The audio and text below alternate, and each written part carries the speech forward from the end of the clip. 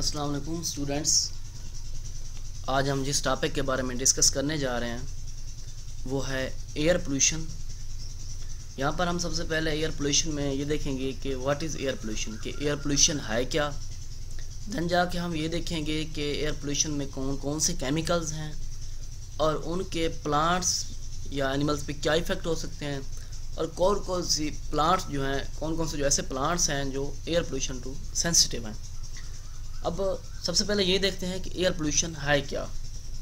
Generally तौर पर हम इसे डिफ़ाइन करते हैं, हम ये कहते हैं कि एनी फिज़िकल और केमिकल या फिर biological change in the air, या हम ये भी कह सकते हैं that is the contamination of air by harmful gases, dust and smokes which effect plants, animals and human drastically, बुरी तरह से जो इफ़ेक्ट करते हैं। या हम ये भी कह सकते हैं air pollution is a mixture of solid particles and gases in the air.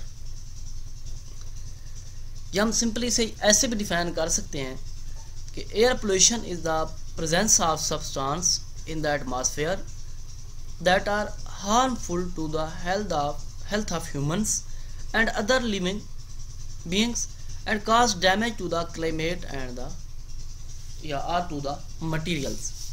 ये सब क्या है, इसकी डिफाइन हमने जो है एयर पोल्यूशन को किया है कि सिंपल तरीके से हम उसे क्या डिफाइन कर सकते हैं।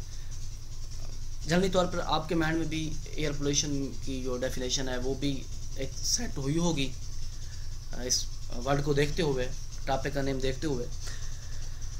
तो सबसे पहले हम देखते हैं chemicals, symptoms and sensitive.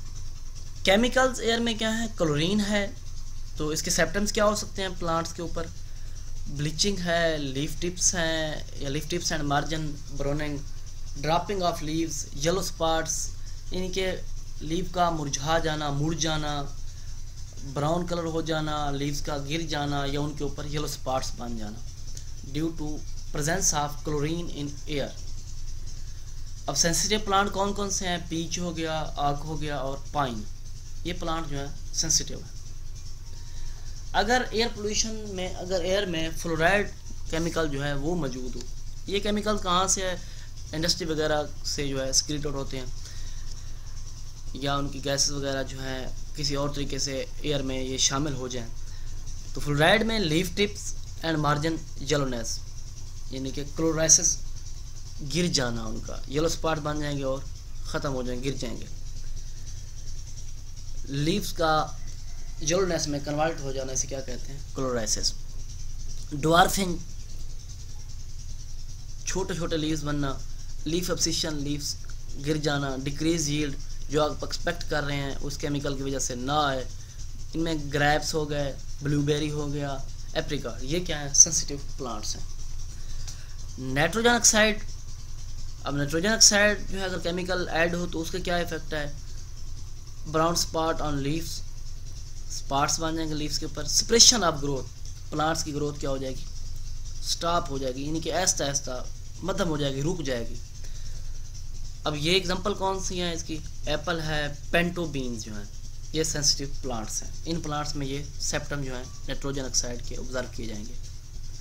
Sulphur dioxide, bleach spot of leaves, गहरे कलर के स्पॉट्स बन जाना, क्लोराइसिस, येलोनेस, अर्ली एब्सिशन, वक्त से पहले लीव्स का गिर जाना और यील्ड जो है वो भी रिड्यूस हो जाए। ब्लीच स्पॉट्स जिसे हम वाइट कलर के, हम ऐसे कह सकते हैं कि उनके नीचे लीव्स ख़त्म हो जाए, वाइट कलर का मटेरियल बाकी रह जाए, वो भी हम क्या कह सकते हैं, ब्लीच स्पॉट्स। एप्पल है, ओट्स है, पंपकिन है। फिर है एक और chemical, ozone, reddish brown flecks on leaves surface, bleaching या suppression of plant yield, mean कि अब इसमें एप्पल है, ग्रेप्स हो गया, पैन। अब ये कुछ केमिकल्स है, उनके सेप्टम्स है और सेंसिटिव। केमिकल्स में हमने क्लोरीन के बारे में, फ्लोराइड के बारे में, नाइट्रोजन ऑक्साइड के बारे में, सल्फर डाइऑक्साइड और ओजोन के बारे में, कि इनके सेप्टम में कहीं स्पॉट्स बनते हैं, कहीं लीफ ऑब्सेशन का प्रोसेस होता है, कहीं यील्ड डिक्रीज हो रही है, कहीं ड्रॉपिंग ऑफ लीव हो, या कहीं क्लोराइसिस का प्रोसेस है, कहीं अब्सिशन है, तो ये सब क्या है, उसके सिम्टम्स हैं। और प्लांट्स जो हैं जो सेंसिटिव हैं वो हर केमिकल के लिए अलग-अलग उनके बारे में बताया है, प्लांट्स नेम बताए हैं। आगे आते हैं कुछ एग्जांपल जो है एयर पोल्यूशन की वजह से, इनके अलावा जो हैं वो कौन कौन से हैं। में सिट्रस फ्रूट जो है ये फ्लोराइड की तरफ काफ़ी ज़्यादा सेंसिटिव है। दूसरा कॉटन जो है ये क्या है, इथाइलिन की तरफ जो है सेंसिटिव है। अगर ये केमिकल इनके ऊपर या एयर पोल्यूशन के जरिए ऑब्जर्व कर लें तो ये दोनों क्रॉप जो हैं इफेक्ट्स होती हैं। Crop in tightly close greenhouse will soon depleted carbon dioxide concentration. अब जो ग्रीन हाउस के जो टाइटली क्लोज है, अगर कार्बन डाइऑक्साइड वहाँ कंसंट्रेशन कमी होगी, जैसे ही कार्बन डाइऑक्साइड कंसंट्रेशन डिप्लीट यानी कम होगी तो इसकी वजह से ग्रोथ, प्रोडक्शन ऑफ स्लोइंग और स्टॉपिंग फोटोसिंथेसिस, या स्लो हो जाएगा फोटोसिंथेसिस का प्रोसेस और या फिर कंप्लीट तौर पर स्टॉप हो जाएगा, लेकिन ग्रोथ क्या हो जाएगी, वो रिड्यूस हो जाएगी। ये इसकी कुछ कॉमन एग्जांपल्स हैं जो एयर पोल्यूशन के, उन केमिकल्स के अलावा, जो उन प्लांट्स के अलावा जो कॉमन जो फील्ड में आप ऑब्जर्व करते हैं वो ये चीज़ें हैं। इनकी वजह से भी नुकसान ही हो सकता है, इफेक्ट ही हो सकता है। फिर आ जाती है बायोटिक स्ट्रेस। बायोटिक स्ट्रेस क्या है, एक ऐसी स्ट्रेस है प्लांट्स में डैमेज डन होता है, डैमेज जो होता है ऑर्गेनिज्म की वजह से।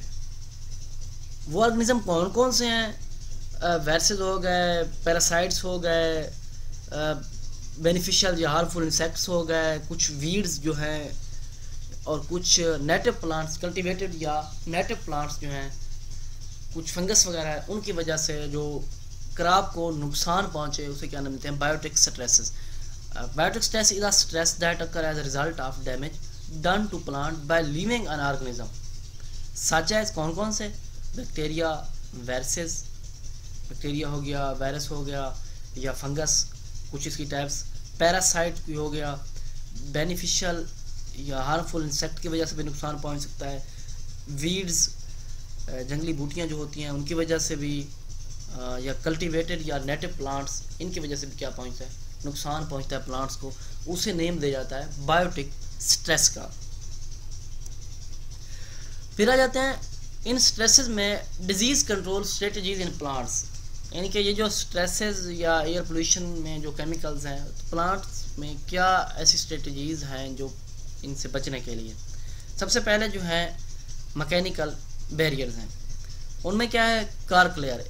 इनके कार्क लेयर जो है प्लांट्स में डेवलप होती है, formation of cork cell in area surrounding penetration points and forming necrotic spots and isolation by the cork layer. एक ऐसी जगह पे जहाँ पेनिट्रेशन पॉइंट्स जो हैं जो डिजीज़ के, वहाँ पर नेक्रोटिक स्पॉट्स बन जाएं and isolation of cork layer, यानी कि मैकेनिकल बैरियर में आइसोलेट हो जाए कार्क लेयर।